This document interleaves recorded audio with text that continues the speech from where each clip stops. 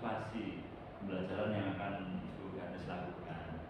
Boleh ya saya tanya-tanya? Boleh. Siap. Jadi begini Bu Ganes, untuk kegiatan observasi ini nanti ada beberapa hal yang perlu saya tanyakan. Di antaranya yang pertama itu untuk besok tujuan pembelajaran yang akan diharapkan kira-kira apa Bu Ganes? Ya, untuk tujuan pembelajaran yang ingin saya capai yaitu peserta didik mampu menghitung penjumlahan dan pengurangan dalam bentuk puluhan dan juga ratusan. Ya. Baik. Terus untuk selanjutnya area pengembangan yang ingin Bu Ganes lakukan itu bagaimana? Saya lebih menekankan pada keterampilan peserta didik, karena peserta didik nanti akan melakukan aktivitas dalam menghitung khususnya penjumlahan dan pengurangan dalam bentuk puluhan maupun ratusan. Gitu ya. Terus begini, untuk model pembelajaran yang nanti akan diterapkan kira-kira menggunakan yang apa? Ya, untuk model pembelajarannya saya menggunakan problem based learning. Itu yang berdasarkan masalah. Oh, jadi pembelajaran berbasis masalah gitu ya. Oke, jadi nanti coba nanti saya ingin melihat bagaimana ya dalam pelaksananya. Terus selanjutnya untuk strateginya Pak, untuk strategi pembelajarannya apa yang digunakan nanti Pak? Ya, untuk strateginya saya lebih menekankan pada pembelajaran berdiferensiasi. Nah, di sini lebih ke arah diferensiasi konten dan produknya ya. Terus untuk di sini diferensiasi kontennya yang diambil seperti apa bukan? Jadi peserta didik itu nanti akan mendapatkan soal yang sama, tetapi untuk anak-anak yang sudah selesai nanti akan saya suruh mengoreksi kembali dan juga mendapatkan tugas tambahan. Oh, jadi kalau sudah selesai nanti ada tugas tambahan gitu ya? Ya. Siap. Terus untuk yang diferensiasi produknya seperti apa? Ya. Jadi nanti anak-anak itu setelah pembelajaran akan diberikan LKPD yang nantinya akan dikerjakan oleh dan dikumpulkan. Siap. Baik, terus selanjutnya untuk penilaian Bu Ganes menggunakan apa Bu Ganes? Ya, saya akan menggunakan tes tulis. Jadi nanti ada soal yang dikerjakan oleh siswa dan juga penilaian sikap. Jadi diobservasi. Oh. Baik, itu untuk penilaiannya. Untuk selanjutnya sasaran yang akan digunakan kelas berapa dan waktunya kapan? Iya. Untuk kelasnya saya kelas 2B, untuk waktunya hari Rabu jam kedua. Jam kedua. Iya. Baik, untuk sementara itu dulu bukan nih, jadi wawancara singkat ini kaitannya dengan pra observasi. Kita ketemu hari Rabu ya. Jadi semoga apa yang sudah direncanakan oleh Bu Ganes yang ingin dicapai semoga bisa terlaksana dan berjalan lancar. Terima kasih Bu Ganes ya. Assalamualaikum warahmatullahi wabarakatuh. Waalaikumsalam warahmatullahi wabarakatuh.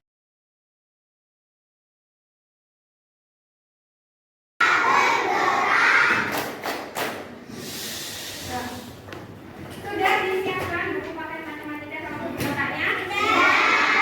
Assalamualaikum warahmatullahi wabarakatuh.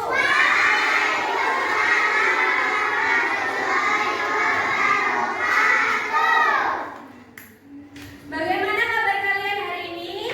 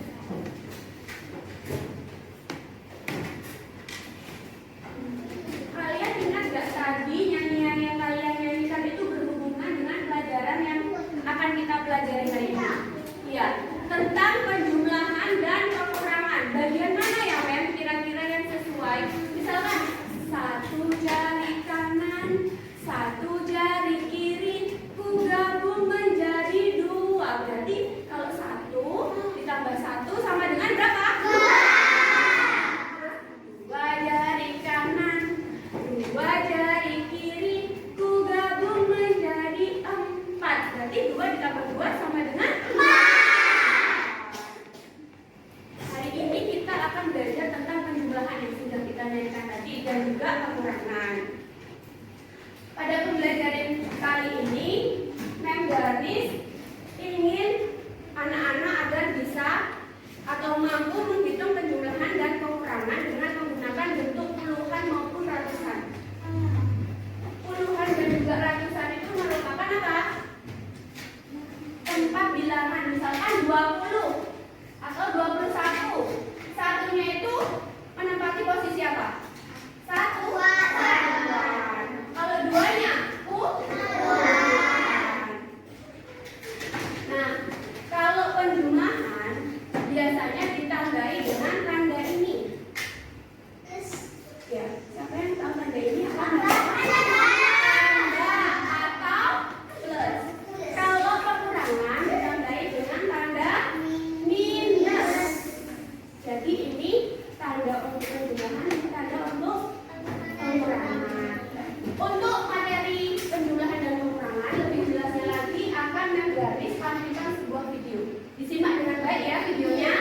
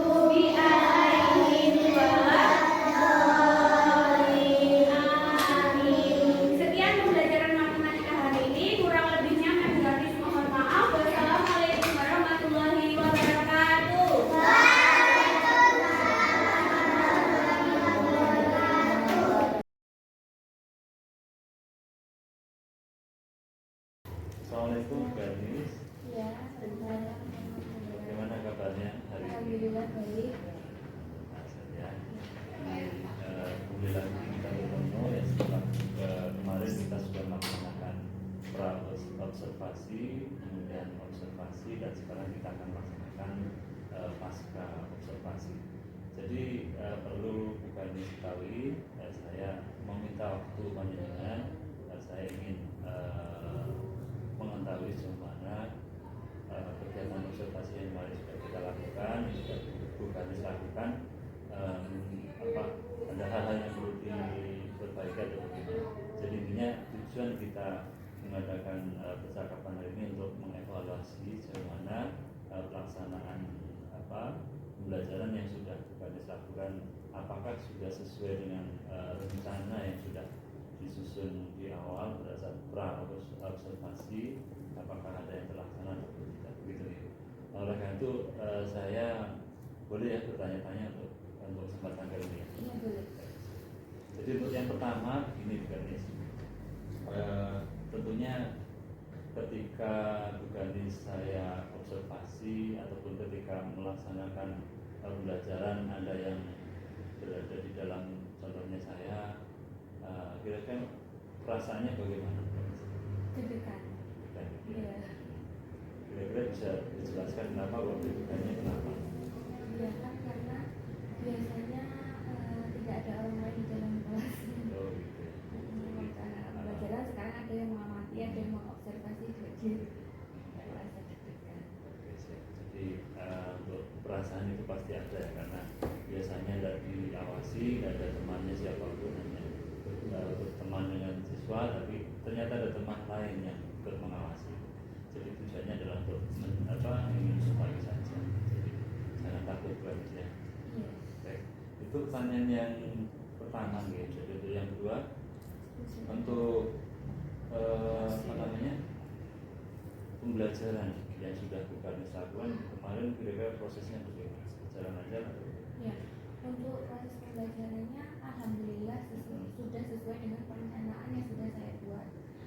Saya sudah menyampaikan tujuan pembelajarannya dan melakukan pembelajaran berdiferensiasi. Saya menggunakan konten dan juga produk. Nah, untuk kontennya ini saya memberikan soal yang sama kepada semua siswa. Namun, ketika ada siswa yang sudah selesai terlebih dahulu akan saya beri tugas tambahan. Nah, untuk produknya saya memberikan LKPD kepada siswa. Produknya di sini bukan tugas yang nantinya harus dikumpulkan. Ya, itu tugas kelompok atau tugas individu. Kemudian ini kemarin kalau tidak salah pada saat pra itu saya melihat ada pembelajaran, ada model pembelajaran. Jadi model pembelajaran yang bukan dipersiapkan itu kan kemarin PBL ya. Itu kira-kira terlaksana apa enggak? Alhamdulillah sudah terlaksana dan juga anak-anak bisa mengikuti dengan baik. Artinya jadi berdasarkan pengamatan saya PBL itu sudah dilaksanakan juga. Kemudian ketika Bukanis melakukan pembelajaran menemukan hambatan apa tidak? Ada hambatannya. Karena saya juga merasa deg-degan, pastinya juga murid saya juga begitu. Karena kan ada bapak ibu guru yang lain yang ada di dalam kelas. Jadi ketika saya memberikan pertanyaan, mungkin ada siswa yang memahami atau belum memahami, itu mungkin siswa yang itu saja yang berani untuk berpendapat. Yang lainnya itu nggak berani bertanya gitulah. Yang mungkin ada ketakutan atau deg-degan juga karena dilihat oleh guru yang lain yang tidak pernah ada di dalam gitu ya. Nah, kemudian alasannya kira-kira apa? Kenapa anak bisa sampai takut? Apa karena saya menakutkan?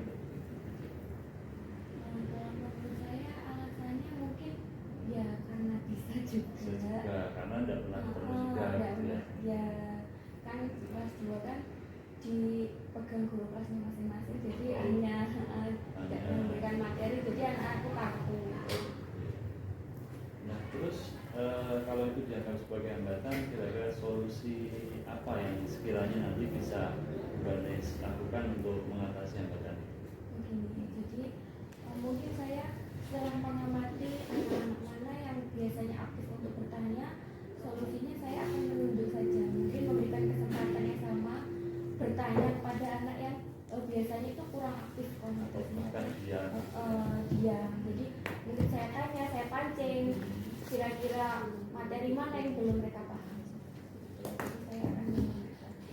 Artinya kalau ada anak itu kan memang bermacam-macam, ada yang aktif, ada yang pasif. Ketika anak itu pasif, Ganis akan merangsang bagaimana anak itu bisa motivasinya biar aktif.